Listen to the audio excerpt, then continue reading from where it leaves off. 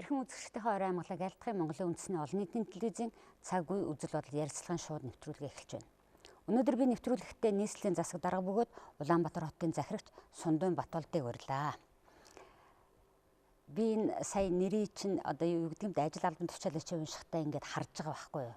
Тэгээд яг 6 сарын өмнө би хотын яг энэ ажлыг хийжсэн Батбол даргатай ярихдаа бас ингэж уншсан. Тэгээд 6 сар өнгөрсөн, засаг солигдсон, нийслэлийн засаг дарга бөгөөд Улаанбаатар хотын захирагч гэдэг хэвээрээ л байна.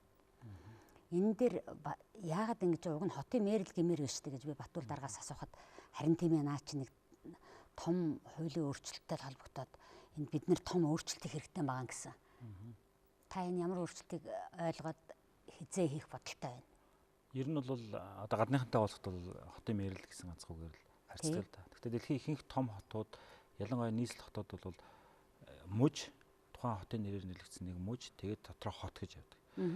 Манайх бол тэр мужи нь байхгүй, хот, засаг даргааны нэгж хоёр нь хоёулаа цуг байгаад байгаа. Тэр утгаараа бол засаг даргааны нэгжийн хувьд бол засаг дарга, хотын хувьд бол хотын захирагч, хотын мэр гэсэн энэ утгаараа явж байгаа. Тэгээ энэний өөрчлөлт нь бол тэр том хууль гэдэг нь бол үндсэн хуулийн өөрчлөлттэй холбоотой. Бүр үндсэн хуультай. Ер нь зүгээр хийх гэж өнгөрсөн үед оролцсон шил Багнуур хот, Налах хот их гээд оролцсон боловч тэр нь одоохондоо бол эрхцээ үед бололцоо байхгүй байгаа учраас хоёр хот тогчдын даргатай болчиход суугаад байгаа юм л да. Тэгээ энийг бүхэлд нь нийслэлийн эрх зүйн байдлыг шинжлэх ажлын хүрээнд бол улсын их хурлд өргөн барьсан хуулийн хүрээнд шийдэх боломжтой гэж бид нар үзэж байгаа. Хэрвээ Улаанбаатар хот тусгай мужи болоод тэгээд Улаанбаатар хот нь хотын захирагчаа сонгодог энэ тогтолцоонд орчих юм бол яг саяны хэлсэн тэр мэр гэдэг утгатай илүү төхөж очих боломжтой болж байна.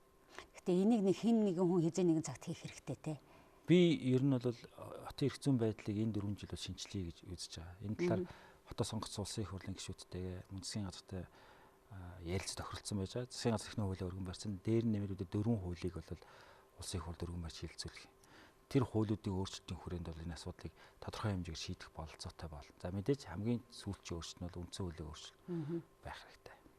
Хоёул үндсэн хуулийн өөрчлөлийн талаар таны ярьж ирсэн хэд хэдэн санаануудыг би нэлээд анхааралтай уншсан. Тэрийг хоёул дараа нь ярина. Энэ таны нэг үг байна л да. Цаашид хотын дарга аль намаас томилогдох хэм байхаас үл хамааран шинжилгээ ухааны үндэслэлтэй тооцоотой ерөнхий төлөвлөгөөний хүрээнд л бодлогоо хэрэгжүүлэх ёстой гэж та хэлсэн байгаа даа л да. Тэгэхээр та сая ад жаргалтай Улаанбаатар гэдэг нэртэй одоо нэртэй гэж хэлж болох уу? Өөрийнхөө одоо мөрийн хөтөлбөрийг батлууллаа шүү дээ. Тэгэхээр энэ мөрийн хөтөлбөрийг одоо ад жаргалтай Улаанбаатар гэдгээр ад жаргалтай Улаанбаатар гэхэлэр хүмүүс нь ад жаргалтай байх тухай илүү өгүүлж ах шиг байна. Яг та концепцаа яаж тодорхойлж ярьж байна? Ер нь бол энэ бид нар ингээд сая 370 орчим мянган хүн энэ Улаанбаатар хотод амьдарч байгаа. Тэгээ энэ бол бид нар нүүдэлчин ардтам, нүүдэлчний түүхэнд бол хамгийн том хот байгуулчихад байгаа өнөөдөр. Тэгээ энэ хот суурин газар хэрхий яаж зогсож амьдрах вэ? Өөрийнхөө ад жаргалыг бусдын ад жаргал яаж болох вэ? Эсвэл бусдын одоо эрхчлөөд хөндөөхгүйгээр өөрөө яаж эрхчлөөтэй амьдрах вэ гэдэг ч юм уу. Энэ зарчим тулгуурласан тийм зарчмаар амьдрах гэж байна. Тэгээ мэдээж ад жаргал гэдэг бол өөрөө айгүй том ойлголт. Хизээ хин юунаас ад жаргал амтлах юм бэ гэдэг бол илүү том ойлголт. Гэхдээ энэ дотор бол хамгийн гол юм нь бол Улаанбаатар хот стандарттай байх хэрэгтэй. Энд амьдарч байгаа хүн бол тэр стандартыг мөрддөг байх хэрэгтэй. Бүгдээрээ тэр дүрмээр тэр стандартаар яваад байгаа юм бол хин хиндээ саад болохгүй өөр хөрсөнд ад жаргалыг бий болох ч гэдэг. Тэгэхээр биний энэ хөтөлбөрийн хамгийн гол юм бол нэг дүрмтэй нэг стандарттай хот болох хэрэгтэй юм аа гэсэн гол тодорхойлт байж байгаа. Мэдээ дотор задлах мөзөндөө олон асуудал байна. Ер нь стандарт байна уу? За мэдээж одоо баталсан MNS гэдэг одоо баах стандарт байж байгаа. Гэхдээ хот дотор амьдрахад мөрддөг дүрм гэж байхгүй. Тэгээ хотын дүрмийн асуудлын дээр яриад байгаа. Тэгээ Улаанбаатар хотод та амьдрах гээд ирлээ тийм ээ. Эсвэл бүр одоо хөдөө зэлүүд газар амьдарч ирсэн Улаанбаатар амьдрахад энд амьдрахад яаж амьдрах ёстой юм бэ? Юуг мөрдөх ёстой юм бэ гэсэн нэг дүрм дөрвөлөх ёстой. Тэгээ энэ бүх юмнаас одоо хоолныхаас оршин суухаас ахвал унааных, машиных, нийтийн тээвэрт яаж явах юм гээд бүх дүрм стандартыг бид нар боловсруулж мөрдөх хэрэгтэй. Боловсруулах нэг хэрэг юм аа. Юуны одоо байгаад байгаа таны хэлдэг сая тэр MNS гэдэг шиг одоо ядаж байгаа хэмжээнийхээ ер нь тэр стандартыг бид ер нь хэр мөрдөж чинь гэж та хэлэх үү? Тэгээ хамгийн асуудал нь яг энэндээ л байгаа. Яг үнэндээ бол бидний ингээд монголчуудын гэх юм уу байгалийн одоо нөгөө нүүдэлчин амьдарч ирсэн тэр зан төрх нь бол бидний генд байж байгаа байх л та. Тэр нь бол зөвхөн одоо өөрийнхөө хэрэгцээг өөрөө хангаад ингээд яваад ирсэн. Хэдэн мянган жилийн турш ингээд яваад ирсэн. Тийм шүү. Тэгээ бөөгнөрөд амьдраад ирж штэ тий. Одоо ингээд бөөгнөрөд амьдрах тэр үед яаж амьдрах вэ гэдэг тэр дүрмж мөр тогтоох хэрэгтэй. Энийг бүрдэгтэй үнэндээ бол манайхан жоохон таар баг. Хатуугаар хэрэгтэй мүү? За ер нь бол тий. Угаасаа хүн төрөлхтний түүх бол энийг зохицуулж ирсэн юм нь бол тэр дүрм журыг мөрдөхгүй бол та энэс халих юм бол ямар нэгэн хуулийн хариуцлага хүлээнэ гэсэн тэрлэл орохч учиртай. Тэгжиж л мөрдөн. Тэгэхээр би дүрм гаргана. Энэ дүрмийн төвчин бол ингэж таргуул хүлээн. Ингэн нөгөө талаас та хэрэг энд ирээд энэ дүрмийг мөрдөх гэж байгаа бол эхлээ хүлээн зөвшөөрсөн байх хэрэгтэй. Тэрийг хүлээн зөвшөөрөөд би энэ хотод амьдрахын тулд энэ дүрмийг мөрднө гэдэг хүлээн зөвшөөрсөн байх хэрэгтэй. Энийг л хэвшүүлэхийн төлөө ажиллана. За таны өнөөдрийн дөнгөж сая мэдээгээр таны нийтийн эзэмшлийн газарт барилга барихыг хориглосон одоо юу гэдгийг тушаал захирамж гарлаа. Захирамж гарлаа гэж шүү дээ. Тэгээ би бодож илаа. Ингээд байсаг л мэдээгээр чинь байшингийнх нь хажууд барилга барих гээд ихсэн оршин суугчид барилга барих гэж байгаа компани хоёрын зодон гардаг тий. Цэцэрлэгийн газар дээр байшин барих гээд ухтаа гэж яадаг. Уг нь бол болохгүй гэдгийг мэдээд эсэргүүцээд байгаа нэг хэсэг хүмүүс байна да. Ийм захирамж ийм хориглосон ямар нэгэн тийм дүрм журм тушаал шийдвэр байгаагүй юм. Урд нь нэрсээ гарч байгаагүй юм байлаа. Гэтэ би нэг зүйлийг онцолж хэлэх хүчтэй. За яг ер нь Улаанбаатар хот өөрөө 5 удаагийн ерөнхий төлөвлөгөө хийсэн. Үндсэндээ Улаанбаатар хот дунджаар нь хэлэх юм бол яг 5 удаа хийхдээ бол ингээл нэг 250 мянган хүнтэй байна, 500 мянган хүнтэй байвал хамгийн сүүлчийнх нь болохоор 2020 он гэхэд сайн 150 мянган хүнтэй байна гэж ерөнхий төлөвлөгөө явьж байгаа байхгүй. Гэтэл Улаанбаатар хот нь өөрөө анх төлөвлөгдөхтэй бол өнөөгийн шиг олон хүн сууршнаас төлөвлөгдөг байсан. Тийм тархай барилгатай, тэгээ дид үтсийн хөрөнгө оруулалт их өндөртэй ийм том хотыг бол мэдээж одоо 90-ад оны дунд үед ч юм уу бол яах ёстой байсан бэ гэхлээр нягтруулах зайлшгүй шаардлага байсан. Тэр нөгөө нягтралт маань сүүлдээ явсараад хитэрсэн. Яг тэгвэл цонхыг хааж барилга болдог байсан. Хоёр хуучин барилгыг холбоод өндөр шилэн барилга барьждаг байсан. Сургуулийн хашаа одоо нэг жоохон томхон газар гаргадаг юм байна авчдаг байсан. Тэгээ энийг бол хориглосон тушаалд гаргааг байсан. Би энийг аваад яг тэгвэл надад ер нь баг өглөө болгон миний мэйл дээр юм уу Facebook хаягаар одоо энд ингээд зодон болох гэж байгаа. Энд ингээд газар ухчлаа. Яг тэгвэл сайн сонгуулийн дараа чинь бас хүмүүс тэр юу завсар зайлхааг ашигладаг юм байна. Юу гэдэг нь шинэ хүү ирсэн мдээгүй байж хахад нь хуучин гаргасан шийдвэр бушуухан шиг газрын ухаад авъя гэдэг ч юм. Эсвэл бүр огт зөвшөөрлгүйгээр нь ухаад эхэлж байгаа юм. Тэгэд би энэ бүх байдлыг харгалж үзээд угаасаа Улаанбаатар хотын иргэдийн эрүүл аюулгүй амьдрах тэр таацсан нөхцөл бүрдүүлэх хэрэгтэй. Улаанбаатар хотын ногоон байгууламжийг нэмэгдүүлэх шаардлагатай байна. Одоо бол би нягтрал хангалттай болцсон гэж үзэж байна. Тийм учраас би орон сууцны хороололдонд бол дахиж Батболдын гар үстэй бол захирамж газар олгохдохгүй. Өмнө гарсан хэрв хууль бос юм байх юм бол түүнийг ямар нэг хэлбэрээр хүчингү болгож хүмүүс тагид төвөгжүүлэх үү. Тэгэхээр тэн дээр зөвхөн ногоон байгууламж байна. Хоёрт нь иргэдээ хэлэх юм бол юу юм бэ гэхээр Улаанбаатар хот бид нар автомашины зогсоол гэсэн хөтөлбөр хэрэгжүүлнэ. Өнөөдөр бидний бухимдуулдаг энэ төвжирэл ус хамгийн гол юм бол хороолын дунд хав зогсоол байгаа. Та боддоо та орцоороо гараад ирлээ. Хүүхд салхилуулах гээд хүүхдээ хөтлөө гараад ирлээ. Гэтэл үүдээр нь тавьсан баахан замбраагүй тавьсан төмөр машины дунд орчоод гарчаал бухимдаж байгаа байхгүй.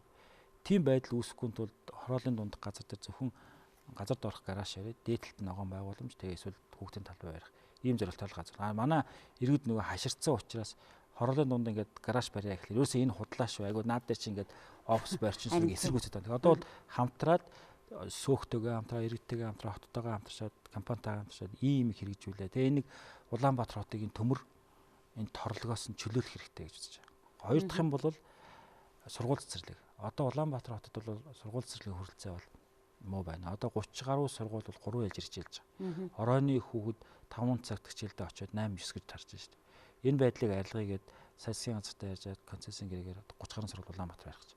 Тэгээ энийг барьна гэхэд бас газрын асуудал гарч байгаа учраас одоо сургуулийн хашаан дотор бид зөвхөн өргөтгөл барихад зорилтоор л газар олгоно. Цэцэрлэгийн хашаан дотор цэцэрлэгийн өргөтгөл барина. Гэхдээ цэцэрлэгийг бол их олон хүүхэд бас нэг дор байлгаж чадахгүй. Цэцэрлэг хамгийн сайндаа нэг 120 150 хүүхэдтэй цэцэрлэг. Сургуулийг бол нэг 600-аас 700 хүүхэдтэй сургууль болгочих болж байгаа. Ийм маягаар ажиллана. Ингэж ажиллах юм бол боломжтой юм аа. Бусдыг нь бол газар чөлөөлөх, хотын дэд төвүүдийг байгуулах маягаар асуудыг шийднэ гэсэн.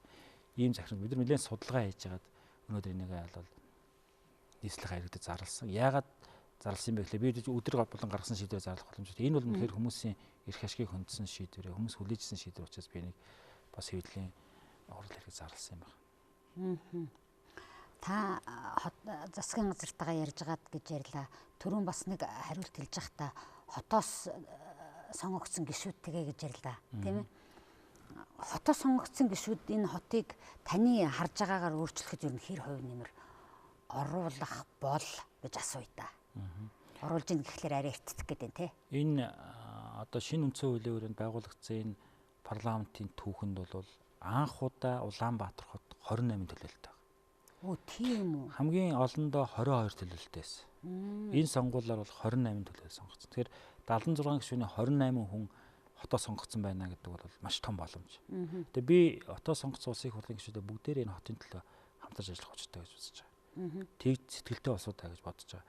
Тэр утгаараа миний түрүүчээ ярьсан тэр эрх зүйн шинжилгээг би хийх чадaltaй гэж их зоригтой дуурайд байгаа нь бол тэрэнд байгаа. Тийм учраас одоо нийслэлийн эрх зүйн байдлын тухай хуультай нийлээд одоо хотын бүсчлэгийн хууль хүртэлх гээд надад бол нэг 7 хуулийн төсөл байж байгаа.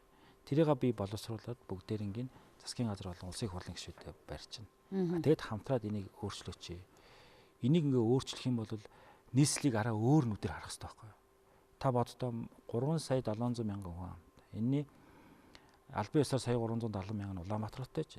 За ингээд оюутан сурагчид өвөл ирж өвлждөг одоо хөгсчүүл мөхсчүүл гэдээ ярих юм бол сая 700 мянган хүн Улаанбаатар хоттой байгаа. Энэ Улаанбаатар хотыг засгийн газрын зүгээс улсын хурлын зүгээс арай өөр нүдээр харж өөр статусаар харж иж асуудыг шийдэхгүй бол ганцхан Батболд гэдэг хүнд хариуцуулчаад тэгээд нэг одоо аймгийн статусын хэмжээнд ч юм ингээ байлгаад орчих юм бол асуудыг шийдэгдэг. Тэгээ би энийг бол арай өөр нүдээр харж өөр хүрээнд хамтарч ажиллах хэрэгтэй. Улсын их хурлын гишүүдээ, засгийн газрын гишүүдээ гэж хандж байгаа. За та түрүүн стандартын тухай ярьсан. Таны одоо хотыг хөгжүүлэх өөрийн чинь бодлогын хувьд бол концепт нэгдсэн. Дараагийн гол юм юу вэ? Ер нь дараагийн гол юм хүн. Яг хөө ер нь бол одоо над руу айгүй олон хүн ярьдаг л та. Одоо өмнө нь ингээд аюу гоо зам тавьчлаа, гой цэцэг тарьчлаа гэдэг ч юм. За тэр бол байж болно. Гэхдээ хүнээ орхиж болохгүй. Улаанбаатар хотын Сүхбаатар дүүргийн 1-р хороонд амьдарч байгаа хүн байдаг юм те. Баянзүх дүүргийн одоо үедээ Аслагдсан 2-р хороонд амьдарч байгаа хүн. Хэрвээ нийслэлийн эргэлж бүртгэгдсэн бол яг адилхан стандарттай үйлчлэгээ авдаг байх учиртай. Тэр утгаараа миний өнгөрсөн энэ 4 сарын хугацаанд явуулсан бүх бодлого бол хүн рүү чиглэсэн байна. Цаашдаа ч хүн рүү чиглэнэ. Өнөөдөр гаргасан энэ захирамжсан хүн рүү чиглэсэн байна. Магадгүй би одоо бизнесийн байгууллагуудад газар өгөөд гоё өндөр байшин бариулж болно. Гэхдээ тэр нь надад гол биш. Тэнд амьдарч байгаа хүмүүс сэтгэл хангалуун байх. Тэнд амьдарч байгаа хүмүүс эрүүл аюулгүй байх явдал нь чухал учраас би энэ шийдвэр гаргасан. Магадгүй нэлээ өндөр өртөгтэй ч гэж магадгүй энэ шийдвэр. Ягаад гэвэл би дахиад хотыг өргөжүүлэхэд илүү шугам тавих хэрэгтэй болдог ч юм уу тийм байж болно. Гэхдээ тэр нь надад гол нь хүн байх. Тиймээс миний эх 4 жилд анхаарал төвд байх юм бол нэгдүгээр стандарт байна, хүн байна. Тэгээ хүн стандартаа мөрдөг байх хэрэгтэй. Би биендээ ямар нэгэн төвөг учруулдаг бухимдсан Улаанбаатар биш. Би биендээ илүү ад жаргал бэлгэлдэг, биенийгээ хүндэлдэг ийм Улаанбаатарын төлөө явна да. Би одоо сая яг таныг ярьж хахад нэг Twitter дээр лөө Facebook дээр харсан нэг юм санаад орчлоо. Нэг хүн битсэн байна. Одоо энэ цас ороод өчтөр өржигдэр юм уу? Хагас хүнсээ дамжиж орсон. Тий, хагасан өдөр яасан чинь хотынхаа цасыг цэвэрлээч суу атвал даргаа гэж бичсэн байлээ шүү дээ. Тэгэхээр энд хүмүүст нэг тийм шаардангуудаа нэг тийм өнгө айс байгаа даа да. Тэр та хүний төлөө хийх чинь гэхлээр түл тэр хүн ямар байх хэвтэй. За мэдээж бие биенээ хүндэлдэг байх хэрэгтэй. Таны бусдын эрх ашиг бол арай өөр байх хэвтэй энэ төр гэдэг чинь. Тэгэхээр хотын хүний стандарт гэж нэг юм байна да бас. Тэрийг одоо ийм байх хэвээр ямар өндөр намын цаалтай биш тийм ээ. Тэгэхээр тэр стандартыг яаж ойлгох вэ? Одоо энэ төрөөд бий болоод гудамжинд тэр машинуудын дунд ч гэсэн тоглоод байгаа энэ хүмүүс энэ хот гэдэг нэг ийм газар ингэж л амьдрах хэвээр гэдгийг ойлгох асуудал яаж эхлэх хэвээр юм бэ? Тэгээ сая зас гэснээс ер нь яг нэлээд одоо нэг өдөрт ордог дундаж хэмжээнээс арай ахиу хэмжээс ас орсон л да. Тэгээ энэ хагас бүтэн савд дамжиж орсон. Гэхдээ манай хот тогтчлохын одоо 500 гаруй үйлчлэгч нар бол бүгд л ажилласан. Гэхдээ ингээд оронгууд нь бүгдийг арилгаад урд нь ч тэгж байгаагүй. Над нэлээ өндөр шаардлага тавьдаг юм шиг байлаа. Гэтэ манайхан хагас бүтэн сайнгүй ажилласан. Гэтэ эн чинь нөгөө нэг бодисоо цацаад тэгээд бодистой хүч машин явдаг ч юм ингэж нөгөө шингээгээд тэр засаа нөгөө юу ясныхан дараа шингээгээд арилгасныхан дараа нөгөө үлдэгдэл хогийг нь бид нэр авчрах хэрэгтэй шүү дээ. Гэтэ яг энэ талаар бид шаардлагатай байна. Гэтэ би бол юу гэдэг юм эхлээд би ч бас шаардлага тавих хэрэгтэй шүү дээ. Яг бол албан байгууллага бүхэн 50 м газар цэвэрлэх хэрэгтэй. Өнөөдөр цэвэрлж байгаа байгууллага байхгүй. Шаардлага тавиад тэр над твиттер дээр бичиж байгаа хүн гараад орсныхоо үүдний засыг шүүрдсэн үү? Шүүрдэг л байгаа байхгүй. Тэгэхээр биеиндээ шаардлагатай. Би ч мэдээж үүрэг хүлээсэн хүний хувьд бол хотын захиргаанаас юу хийх ёстой тэрийг хий. Хотын иргэн таачсан энэ хотод амьдарч байгааг бол үүрэг хүлээх ёстой. Бид нар одоо хотын иргэний татвар байхгүй байгаа. Бүх хотуудад бол хотод амьдарч байгаа иргэн бол татвар төлж байгаа. Манайд бол тийм татвар байхгүй байгаа. Зүгээр яг хотын татвар гэдэг нэг татвар нэртэй татвар тэр нь бол бар ресторанд одоо арх уусан пи уусан хүнээс бол 1% татвар авч байгаа.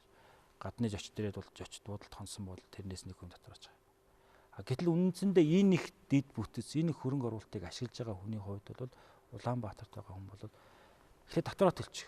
Тэгээ дараа нь шаард. Би тэр өгсөн мөнгөөр чинь хогийн сайхан цэвэрлэе, гой унаатай болгоё. Ийм л шаардлага байх. Тэгэхээр энэ наад захын энэ стандарт хотод байхгүй байгаа байхгүй. Тэгэхээр би бол наад үг нэлээ олон хүний дургу хүрэх юм биш үстэй. Одоо бас хотын иргэний татвар гээд авах нь. Энэ чинь хүн төрөлхтний л байдаг л зүйл. Альч хотод очисон та Вашингтонд амьдрэх гэх юм бол та энэ хотод амьдраад надаас юм талбайгаа цэвэрлүүлэх гэдэг би үүдээ цэвэрлүүлэх гэдэг засаа цэвэрлүүлэх гэдэг тэгвэл өгөхтэй. Таны цалангаас төлж байгаа татвар бол өөр татвар шүү дээ. Тэр бол ерөнхийдөө хүн болж төрсний хувьд нөгөө өвхөн үнэ татвар төлөх үнэ гэдэгтэй адилхан. Тэгэхээр энэ шийдвэрийг би одоо танд магадгүй улс төрчийн хувьд тавих гэж магадгүй л дээ. Одоо энэ олон жилийн турш ингээл ярьж хахад айлч нам ялгаагүй тэгээд нэг тийм хүмүүсийн дургуутслыг хүрэх шийдвэр гаргачих үедээ гэхээс их болгоомжлох юм. Та болгоомжилж байгаа юу? Мэдээж болгоомжлох зүйл бий. Гэхдээ ийм гашуунчсан одоо өвчин гэдгийг тустай гэдэгтэй адилхан. Бид нар зарим үед бол нэлээд гашуун тийм имийг хэрэгжилж явах хэрэгтэй. Тэгжээж нийгмийн имийг засаж явах хэрэгтэй шүү дээ. Тэгвэл хин нэг нь тэр асуудлыг шийдэх гэж сонгогдож томилогдчихоо тэрийг хийхгүй яваад ах юм бол уужиграа л байна. Ер нь та түүхэнд үлдсэн улс төрчдийг харах юм бол заримдаа маш хатуу шийдвэр гаргаж ирсэн. Тэрнтэй адилхан аль нэг улс төрийн нам, аль нэг улс төрч болвол тэр имийг хийх ёстой, хэзээ нэгэн цагт хийх ёстой. Хийхгүй зүгээр хүнд хайртай юм шиг болоод мүлэрэгж орхиод авах юм бол энэ хэзээ шийдэгдэхгүй шүү дээ. Тийм болохоор бол гэхдээ энэ шийдвэр нь тэр нийтийн эрх ашигын төлөө байх хэрэгтэй. Өнөөдөр үр дүн гарахгүй байж болно. Гэхдээ нэлээд хэдэн жилийн дараа юм уу гараад үнэхээр зөв байжээ. Тэр үед ингэж шийдсэн учраас өнөөдөр бид нар ингэж амьдарч байна. Тэр үед чигэж шийдсэн учраас өнөөдөр Улаанбаатар дулаантай байна гэж. Жишээл одоо би мөнгө байхгүй гээд дулааны шугамаа солихоо болчих бол хямралтай байна гэдэг. Тэгхийн бол магадгүй 5 жилийн дараа нөө шугам хагарна шүү дээ. Яг тэрнтэй адилхан шийдэл явах хэрэгтэй. Би бол тех өстой гэж бодож байна. Тэхийн төлөө ажиллана. Нэг асуулт асуумар санагчлаа. Одоо Баттүр даргаыг одоо та надад нэлээд өндөр шаардлага тавиад ах шиг байгаа гэж хэллээ шүү дээ, тий. Таныг хотын дарга болсны дараагаар за Баттүр дарга бол маш өндөр юу гэдэг лээ? Босготой тавиад явсан гэж ярьдаг шүү дээ. Тэгэхээр та Баттүр даргын ямар шийдвэрийг одоо тууштай үргэлжлүүлэе гэж бодож байна? Үргэлжлүүлж байгаа вэ? Ер нь яг би анхны хуралдаан дээр ажиллаа аваад бол хэлсэн. Энэ өмнөх удирдлагуудынхаа сайн бүхнийг үргэлжлүүлнэ гэж. Тэгээд ээж одоо энэ өөр намын хуу учраас энийг зогсоох ёстой гэдэг ч юм уу, тэгж болохгүй шүү гэдэг ч юм уу, янз бүрийн юм надад ирдэг. Гэхдээ ер нь яг Улаанбаатар хотыг яг дэлхийн хотуудын жишгээр хөгжүүлье. Годамж нэг юм байх ёстой гэдэг ч юм уу, тийм ээ. За энэ гэр хорооллыг цэцлэе гэдэг ч юм уу. Иймэрхүү шийдвэр гаргаа явж исэн зүйлүүд нь бол таалагддаг. Гэхдээ энэ бүгдийг хийхдээ надад нөгөө талд нь таалагдахгүй байсан үлдэж байна. Тэрний юу гэхээр би бол одоо харахад бол хэтэрхий өндөр өртөгтэй байсан байна гэж харж байна. Миний бодож байгаа юм бол юу гэж үзвэл би энэ хотынхны төлсөн татварыг энэ аж ахуйн нэгжид өгсөн татварыг нэгж төгрөгийг илүү зардал гаргахгүйгээр гэхдээ маш бага зардлаар хамгийн зөв зүйтэй ямиг энэ сая 300 мянган хүндлээ хийх ёстой гэсэн бодлого. Тийм учраас би өмнөх засаг дарга нарын хийж байсан бүгдийг үргэлжлүүлнэ гэж болохгүйг нь зогсооно. Үнэхээр болохгүй байгааг нь зогсооно. Гэхдээ нэг зүйл байгаа юм. Манай нөхдөд бол хитрхи рекламц. Хитрхи рекламц. Яг санаа нь зөв байж болно. Гэхдээ тэр нь үр дүн одоо над дээр буучаад энийг яаж шийдэх вэ гэсэн асуудал зөндөө олон байж байгаа. Жишээлбэл нийтийн тээврийн төлбөрийн системийн асуудал. Маш төгсөд дарамттай асуудал байж шашаатай. Гэр хорооллын дахин төлөвлөлтийн асуудал байж байгаа. Сайн юм шиг боловч маш олон байрлал зэрэг эхэлсэн. Тэгээ санхүүжилтийн асуудал нь одоо ингээд таг зогсох гээд байж байгаа. Гэтэ энийг би үргэлжлүүлэх хэрэгтэй. Тэгээ энэ мэтчлийг засахгүйгээр цаашаа явах боломжгүй. Тийм зүйл.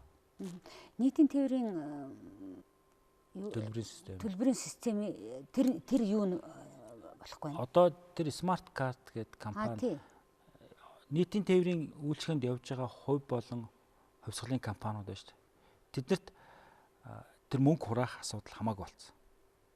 Тэр Smart Card борлуулж байгаа компанид хамаатай байхгүй. Нийтийн тээврийн компаниуд бол зүгээр л ингээд маршрут надаас буюу хотоос юу авдаг вэ гэхээр одоо нэр зайсангаас 7 буудлыг хууч. Тэр хүртэл явсан тэдэн автоос явсан шүү тэдэнд хөрөг гарах хэрэгтэй гэдэг л. Хэдэн хүн суугаад хэдэн хүн яг картаараа үйлчлээд нөгөөтгөө уншуулж байгаа бол тэр жолооч бол компанид огт хамаагүй. Гэтэл өнөөдөр Улаанбаатар хотод тэрний маш том алдагдал гарч байгаа байхгүй. Тэр картаар уншуулж байгаа мөсөл тэр нэг хийдэг хайр цэрэг нь 100 төгрөг хийж гэнэ 500 төгрөг хийж тэр огт хамаахгүй. Тэр нөгөө мөнгө цуглуулах нь нөгөө компани асуудал. Гэтэл карт хаанаас авах юм? Автобусны буудлаар карт зардаг газар байна уугүй юу? Тэгээ Улаанбаатар хотын баг одоо худалч хүнд бол мөнгө төлж явдаг хөнгөө болсон. Зөвхөн Улаанбаатар хотын төсвөөс 57 тэрбум төгрөгийг автобусны үйлчлэгийн төлөө өгдөг. Тэгэхээр энийг яг мэдээж одоо халтар төгрөг барихгүй гэж л гой карт гаргасан гэдэг твиттерээр тэр надруу бичээд байгаа. Тийм байж магадгүй. Гэхдээ энийг дахиж янзлахгүй энэ их мөнгийг хот үүрээд явж би 57 тэрбумаар хичнээн цэцэрлэг, хичнээн сургууль, хичнээн зам барих бай. Гэтэл хэдэн ингээд автобусны нийтийн тээврийн компаниуд зүгээр тэр нэг очдөг. Хүмүүс нь төлбөрөө төлдөг. Ийм буруу юмд ард түмнийг бас сургаж болохгүй шүү дээ. Энд бас нэг юм байгаад байна уу? Хитрхи хөнгөлөд байгаа юм биш үү? Одоо за өндөр насныг би ойлгож байна. Оюутнуудын юу гээл ингэж байна. Хэрэг би зүгээр боддгийн. Миний би тэнийг туршиж үзэн. Хэрэг өгсдөө бол мөнгөний төр улсууд нь өгчих. Тэгээ буцаад төр улсууд нь өөрсдөө төлөөд явдаг хэрэгтэй. Тэгвэл илүү шудраг болно. Тэгэхгүй нэг карт ч юм нэг цаас өгчөө тэрүүгээр явдаг. Тэрүүгээр нэг өөрөө явж байгаа ч юм уу. Тий. Гүү ч юм уу тийм ээ. Яг тэр өдөрт 2 удаа суух хэрэгтэй ч юм уу гүү ч юм уу. Зүгээр мөнгөний хэрэг өгдөг бол өндөр настандаа өгчөөд тэгээд автобуснаас суухтаа өндөр настанд хинч яг л мөнгө төлдөг. Тим систем рүү орвол хамгийн зөв ш. Би энийг судалж үзэх хэрэгтэй гэж байна. Наа чи сонин шийдэл байж мэдгэл юм байна. Таны дахин бас нэг ярьсан зүйл бол нийслэл хот эдийн засгийн хувьд чадамжтай байх тухай гэдэг. Энийг та яаж харж байгаа? Одоо яг ер нь бол Улаанбаатар хот бол өөрөө бие даа санхүүждэг. Тэгээ тэр үтгэл улсын төвлөрсөн төсөвт бид нар мөнгө хөрөнгөлөөж өгдөг. Гэхдээ энэ бол зөвхөн одоо өнөө маргааш амьдралаа аргацаас ийм мөнгө л дөө. Гэхдээ яг улсаас татаас авахгүй бие дааж байгаа гэдэг нь сайн хэрэг. Манай 9 дүүргээс 6 дүүрэг нь бол бие даагаад яачдаг, 3 дүүрэг нь татаас авдаг ийм байна. Гэхдээ Улаанбаатар хот өөр бүтээн байгуулалт, босголтын илүү их чадвар шаардж байгаа. Тэр эдийн засгийн бие даасан байдал энэ дээр л гарч байгаа. Тэгэхээр эдийн засгийн бие даасан байдал би нэгдүгээр хотын доторх асуудал яригдж байгаа. Хоёрдугаарт хот өөрөө бие даан бонд гаргадаг байх хэрэгтэй. Хотод маш хэмжээний үйл хөдлөх хөрөнгө байна. Үйл хөдлөх хөрөнгө. Хотын нийт аж ахуй бусад олон хөрөнгүүд байж. Энийг хот өөрөө бие даан эргэлтэнд оруулж үүнийгээ барьцаалаад олон улсын санхүүгийн загсаас хөрөнгө босгодог байх хэрэгтэй. Энэ байдал бол хотын эдийн засгийн бие даасан байдал хамгийн чухал зүйл. Гуравдугаарт магадгүй хот өөрийнхөө хөрөнгөөр дэнчин тавиад өөр мөнгө олох их үүсвэр байж болно. Энэ одоо юу гэдэг хот за үйлдвэрлэл эрхэлж болно. Эсвэл уурхаач эрхэлж болж байгаа. Хоттой өөрөө хөрөнгөө босгоо тэрүүгээр хотын өөрийн мэдлэг уурхай компани байж байгаа. Энэ олон нүрснээ ордын газруудаас Улаанбаатар хот эзэмшдэг байж яагаад болохгүй гэж. Тэгэх юм бол хот өөрийн орлогын их үүсвэртэй болно. Тэгжээж энэ сая 300 мянган хүнээ явагдах хэрэгтэй. Гурав дахь юм бол хот өөрөө мөнгө олдог байх хэрэгтэй. Жишээлбэл хотын тэр юу байгаа байхгүй зогсоол гэдээ би түр ярьсан тий. Тэгэд гадныхан ирчээд юу гэж хэлж ийм вэхээр хотын захиргаа амар хөнгө олох боломж байна. Та нар энэ олон зогсоолгүй машинаа зогсоолтой болгочихтол энээс баг хэдэн тэрбумыг болох боломжтой байж тээ гэж харж байгаа байхгүй. Тэгэхээр бид нар одоо ингээд зах зээлийн нийгэмд орсон болол тийм ээ. Энээс нийгэм бүсэн тийшээ шилжих хэрэгтэй. Одоо бүр би ингээд сүулдэ уучраа болохоо болчиход байгаа. Буцаж социализм байгуулах гэдэг юм. Одоо ихэнх гарч байгаа сэдвэр ер нь л одоо бүр социализмын үеэсээ хэлэл их нялуу. Би чамайг л халамжлаад өгье хөөе хай чи юм ядраад байна уу гэсэн. Яг би ойлгож байна.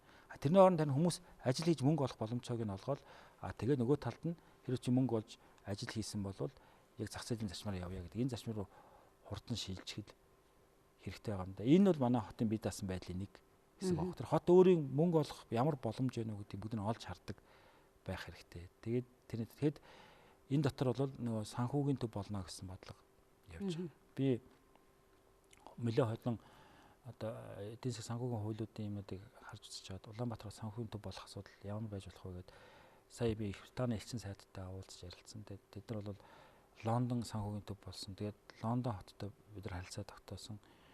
Элчин сайдтай бид нар ярилцж байгаад ер нь бол энэ санхүүгийн төв болохын тулд ямар хэрэгцээ орчныг бүрдүүлэх ёстой, хот өөрөө юу хийх ёстой, яах ёстой гэдэг асуудлаар бас Англитай нэлээд хамтарч ажиллах гэсэн бодлого. Сингапур, Хонконгтой хамтарч. Энэ байдал бол бас хотын санхүүг дэмжих аюул том тулгуур бол. Таны наад яриад байгаа юм зарим тохиолдолд шийдвэр гаргагчдын төвшөнд ч гэдэг юм уу жоохон цочмоор за хэзээ юм байсан. За наа чинь арайч эрт байна гэж хэлж магадгүй тийм үнсэл над сонсогдлоо л доо. Улаанбаатар хот чараа хүү амын ингээд 50% байж байна. Дотоодын нөхцөлний чинь 60% үйлдвэрлэж байгаа. Нийт үйлдвэр аж ахуйн газруудын бараг 70% нь Улаанбаатар хотод төвлөрсөн байж байна. Тэгээ Улаанбаатар л ингэж ажиллахгүй бол өөр хаан ч ингэж ажиллах. Тэгээ Монгол улсын тал нь энд байгаад байна шүү дээ. Бүх юм нь энд байгаад байна. Тэгээд хүмүүс наатахаа яг ингэж яриад ойлгуулж чадах уу? Одоо би яриад л яваад байгаа. Яаж ойлгож ах шиг. Их хурлын гишүүд ч юм уу засгийн газар яриад л яваад байгаа. Тэгээд энийхээ төлөө мэдээж яваа. Миний одоо их хурлын гишүүнээр 4 удаа сонгож, засгийн газрын гишүүнээр 2 удаа сонгож ажилласны үр дүн эндээ л гарах учиртай. Таны өмнө ажиллаж исэн энэ ажил албан тушаалууд хоримтлуулсан туршлага ер нь энэ хот гэдэг юм дээр ирэхээр хэрэг болж ах шиг байна. Мэдээж маш том үндсээр. Хэрэг би тэнд ажиллаж байгаагүй бол хотын ажил амьдралыг арай юм томоор харж чадахгүй байсан. Одоо өдөр тутмынхаа амтай зурлаад байгаа байсан байна. Одоо бол би нэлээд өөр байдлаар харж байгаа. Хоёрдугаар хот бол үнэхээр ерөөсө хэдхэн жилийн өмнөхөөс маш хурдцтай өсөж байгаа хот байхгүй. Бид нэг дотор нь байгаа учраас анзаарахгүй. Ер нь гаднаас ирсэн хүмүүс юм Улаанбаатар бол айгүй хурдан. Хүн амын хувьд бид нар зөвхөн хүн амын хувьд хараад байгаа. Тэрнээс гадна ер нь ингээд багтаамжийн хувьд айгүй өсөж байна. Айгүй эрчим хүч хязгаарлаж байна. Тэгэхээр энэ байдлыг ойлгож бид нар ойлгох хэрэгтэй байхгүй. Тэгээс хуучин нөгөө бидний хүүхэд байх үе Улаанбаатар гэсэн байдлаар бодоод ах юм бол тэр биш болсон. Үнэхээр том болсон. Тэгэд манай Монголын онцлог бол ерөөс нэг хот төвлөрсөн л улс болчихлоо шүү дээ. Ерөнхийдөө. Тэгэхээр энэ хот нь өөрөө тийм эрчимтэй хөдөлж ээж эндээ эрх зүйн хувьд боломж олгож ээж эндээ санхүүгийн хувьд боломж олгож ээж Монгол орны хөгжлөөр урагшлна. Таны ярианаас би бол бодлоо хот арай өөр байдлаар хөгжихийн тулд нөгөө огцом эргэлт гэдэг шиг тийм арай өөр өнцгийн арай өөр огцом шийдвэрүүд гаргаж огцом гэдэг юм одоо юу гэдэг. Арай өөр те өмнө нь байгаагүй тийм шийдвэр гаргах тийм үед шаардлагад тулаад ирсэн байна. Та түрүүн тэр за Лондон хотод хамтарч ажиллана гэхдээ Сингапур, Хонконгийг дурдчихлаа л да. Гэтэл Улаанбаатар хот чинь тэр нэг хөөхөн гэдэг юм уу? Надлаа нэр нь их таалагдсан. Өвлийн хотуудын холбоонд багтдсан юм биш үү те? Тэр өвлийн хотуудын холбооны ерөнхийлөгч нь Сапар хотын дарга байд юм байна. Тэгэхээр баг тэд нартайгаа хамтарч ажилласан дээргүй юу? Тэрнтэй хамтаа ажиллагаа ер нь ямар байдал? Дэлхийн өвлийн хотуудын холбооны гишүүн. Тэгтээ эн чинь өвлийн хотууд чинь яг ийм сэрүүн бүсийн хотууд чинь нэг зовлонтой байхгүй. Бүгдээр нь өвөл болдог.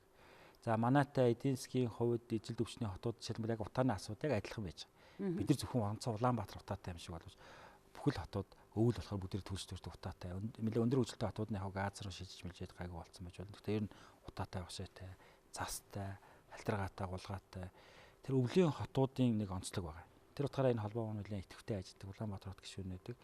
Жишээлбэл Сапар хоттой бид нар ингээд ярьж байгаа Сапар хот бол ингэж байгаа байхгүй. Сапар хот трамвай байт юм байна. Трамвай нэг 8 жил 8-аас 10 жил ашиглагдаад тэр трамвайгаа шилэн бол өөр хотууд руу шилжүүлдэг юм байна л да. Маш хямд үнээр уу эсвэл бэлгэлээд ч юм уу. Улаанбаатар хот трамвайны шугамтай болчих юм бол Сапар хотод ашиглаж байсан трамвайг Улаанбаатар хот руу шилжүүлж болох юм аа.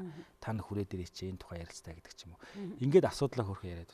Гэхдээ бид нар сая тэр санхүүгийн төв гэдэг утгаар нь бол би Сингапурч нүгдэл ярьсан. Бид нар бол нэлээ Улаанбаатар бол бас тийм жижигхэн хот биш ээ. Ер нь бол энэ сая 350 мянган хүн гэдэг бол манайтай ижил хэмжээний 400 гаруй хот байгаа дэлхийд. 400. Тэгээд саяас дээш хотуудыг бол ер нь бас том хотоо гэж. Би бас ингээд том одоо 10 сая 13 сая мая хоттой уулзаад яг манай хот бол жижигхэн хоттой гэж хэлэхээр тийм биш. Улаанбаатараас жижигхэн биш. Айгуу том багтаамжтай хот шүү гэж хэлж байгаа. Үнэхээр бол тэр багтаамжаараа бол Улаанбаатар тийм жижигхэн хот биш болсон. Та тэр дотоодын нийт бүтээгдэхүүний 60-50-ыг Улаанбаатар хот үйлдвэрлэж гин гэж шүү дээ, тэ. Ингээд ер нь бизнесийн хот Улаанбаатар болох хэтийн төлөв ер нь ямар байгаа вэ? Боломжтой. Би бол хотойгоо ирдэг өөдрөг хардаг. Улаанбаатар хот бол ер нь үйлдвэрлэлийн хот байсан шүү дээ. Тэгээ нэг хэсэг бол ингээ арилжааны амины хот болсон. Тий. Одоо буцаад бол ингээ бид бизнесийн центр болж байна, тийм ээ. Аялал жуулчлалын төв хот болно гэдэг. Улаанбаатар хотод бид нар үйлдвэрлэлийн хот болохын тулд нэг хэд хэдэн үйлдвэр технологийн паркуудаа байгуулах хэрэгтэй гэж. Бид нар одоо хоёр үйлдвэр технологийн паркийн тэзүүг нь хийчихэд одоо би гадныхантай уулзах болгонд та энийг нэг хараач, энд хөрөнгө оруулаач ингэмээр байна гэдэг. Тэгээ Улаанбаатар хот бол энэ үйлдвэрийн хот болохтой одоо бид нар Улаанбаатарын төв буюу энэ 4 уулын дундаа үйлдвэр байгуулах болцоогүй. 4 уулаас араа хальжиж шинэ налайхад имэйлтгээд ингээд байж байгаа. Энийг энэ 4 жил хөдлөх учиртай. Тэгж бид нар үйлдвэрлэлийн хот бол. Хоёрдугаар энэ үйлдвэрлэл гэдэг бол үгүйд одоо утаа гаргаал уурын машин ажиллаад байдаг үйлдвэрлэл биш. Оюуны үйлдвэрлэлийн хот болж байна. Санхүүгийн үйлдвэрлэлийн хот бол. Энэ бол манай Улаанбаатар хотын ирэл. Аялал жуулчлал. Аялал жуулчлал гэдэг бол утаа гаргахгүйгээр маш их мөнгө олох болцоод. Тэгээ Улаанбаатар хотын өөрийнх нь брэнд болсон тэр аялал жуулчлал бол. Би бол өөрөө хэлбэртээ Улаанбаатар хот аялал жуулчлалын тусгай бүстэй болно гэж авсан байна. Та тусгай бүс гэж харсан уу? Улаанбаатар хот өөрөө яг өнөөдрийн байдлаар бол жуулчин ирээд нэг л байдаг нэг хідэн дэлгүүр те. Ер нь байдаг байшин дамжирдаг хотын нэг тийм зарим талаар бол хуучин социалист орнуудын хоттой төстэй юм шиг гэл ярьдаг шүү дээ, тэ. Улаанбаатар хот аялал жуулчлалын хот Улаанбаатар гэж нэрлэхийн тулд та зөвхөн аялал жуулчлалын бүсээр харж гин үү? Эсвэл Улаанбаатар хот өөрөө хүчрээд жуулчдын тодорхой нэг одоо бид нэр Бангкокт орох чинь нөгөө нэг очихт чинь л трансгендерүүдийн концертыг л үздэггүй жуулчин байхгүй л шүү дээ, тий. Тэр шиг тийм онцлогийг та яаж? Улаанбаатар бид нар Улаанбаатар брендийг бий болгоё.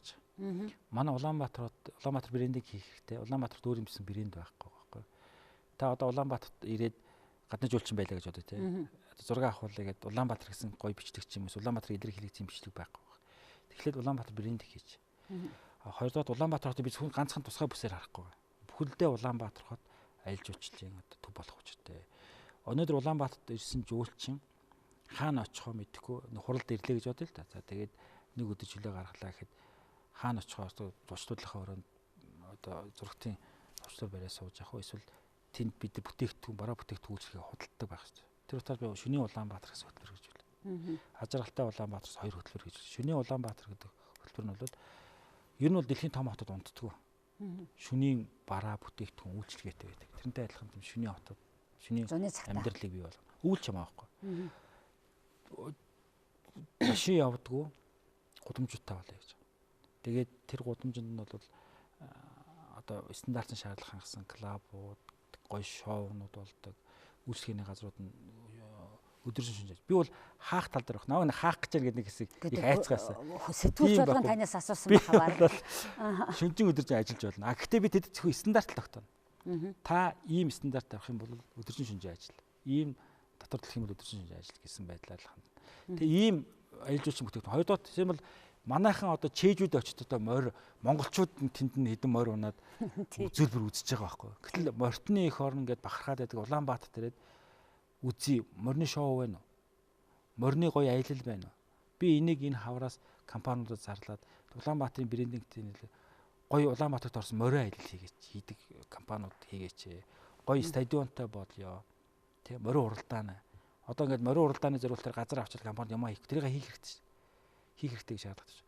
Ийм өөрийн гэсэн бүтээгдэхүүнтэй болох хэрэгтэй. За тусгай бүсүүд бүр тусгай жишээлбэл худалдааны зоон гэж байна.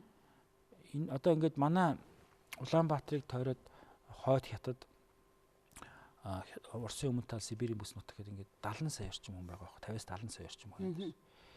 Тэр хүмүүсийн одоо тэндээс бид нар 5% л татъя. Тэгэхэд Улаанбаатарт хангалттай байхгүй. Ийм юм хэрэг. Тийм бол тэд Парист очиж одоо мөнгөтэй хүмүүс худалдаа хийхгүйгээр энд ирээд дитфрид ордог байх хэрэгтэй. Богдхан уулыг жишээлбэл явган аялын гоё бүс болгож байна. Богдхан уулыг бид нар ингээд тусгай бүс гэж ингээд хасчаад хинч тэгсэн ирнэ компаниуд болохоор амаар хайчдаг. Хин яаж авсан мэддэггүй. Тэгсэн ирнэ иргэн орж болдгоо. Туул голыг болохоор эргээр намралтын бүс байгуул тэгэхээр баахан компани аваад хайцсан юу ч барьдггүй. Тэгсэн хүн оруулдггүй. Тэгсэн ирнэ очиод самрын хулгаар түгээд байдаг. Эсвэл очиод гал төмөр тавиад байдаг. Энэ байдлыг болио. Энийг энэ сая 300 мянган хүн аялал хамгаалж байгаа юм шиг гоё буудлуудыг тэнд барья. Явган үний зам тавья. Гэж юм уу. Энэ бүхэн бүгдээрээ цогцороо нийлээд Улаанбаатар хотыг аялж уучрах нь бүслэх. Эндээс манай хүмүүс ажилтаа орлоготой болох хэрэгтэй. Тэнд бид нар бараа бүтээгдэхүүнээ зарах хэрэгтэй. Тэгэхээр энэ бүхэн бол хүлээ нэг цогцолж яж бол энэ санхүүгийн асуудал эдийн засгийн мэдээсэн бодлыг шийдэнэ л гэж бодож байгаа. Гой дүр зураг харагдаж байна. Тэгээ сая намайг хаана гэд баахан тэгсэн гэж тэглэн шүү дээ. Ер нь ингээд нэг юм ажил хийх гээд хүн болгонд одоо ингээд ярих штэ та одоо нэг 2-3 дахь удаа л телевизийн ярилцлаганд орж байгаа шиг байна те. Ер нь ингээд нэг юм хийх гээд ингэж ах чи асуудлыг чинь тэрий чинь мушгаад ч юм уу шал өөрөөр PR ингээд явахад та бол улс төрд бол удсан хүн. Тэр зэргийн юм бол энэ ер нь гэхдээ яг ийм аж ахуй ажилтай зуралдаад тэгээд нэг хийх гэж байгаа ажил чинь тэгээд явахаар яадаг юм бэ? Хүнд ер нь ямар юм бодогдох юм? Та тоохгүй байна уу?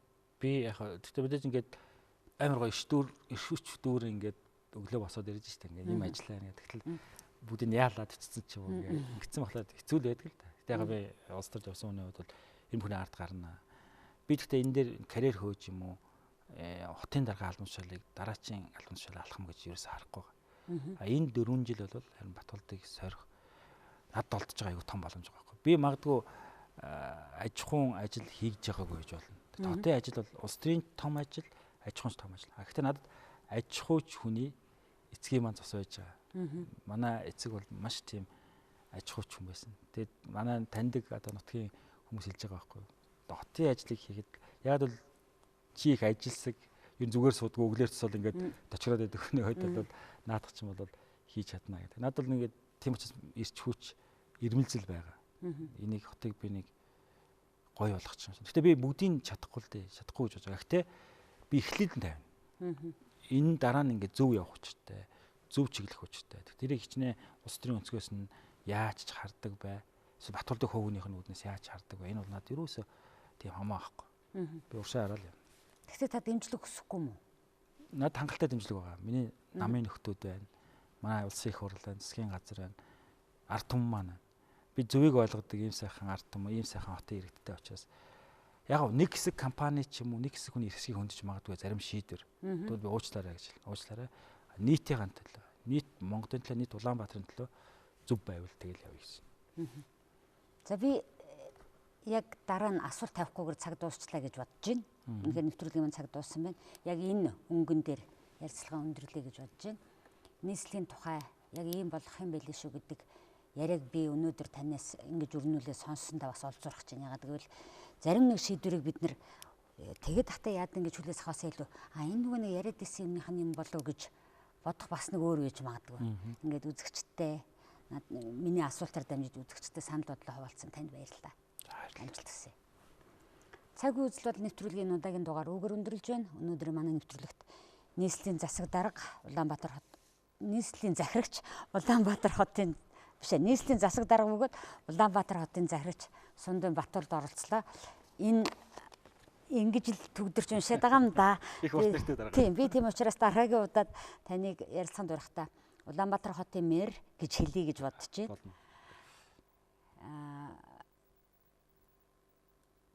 Батболд оролцлоо гэж хэлэх гэжсэн чинь өөр юм яриа явуулчлаа шүү дээ тий. За ингээд анхаарал үзэгчтэй баярлалаа. Сайхан амраарай.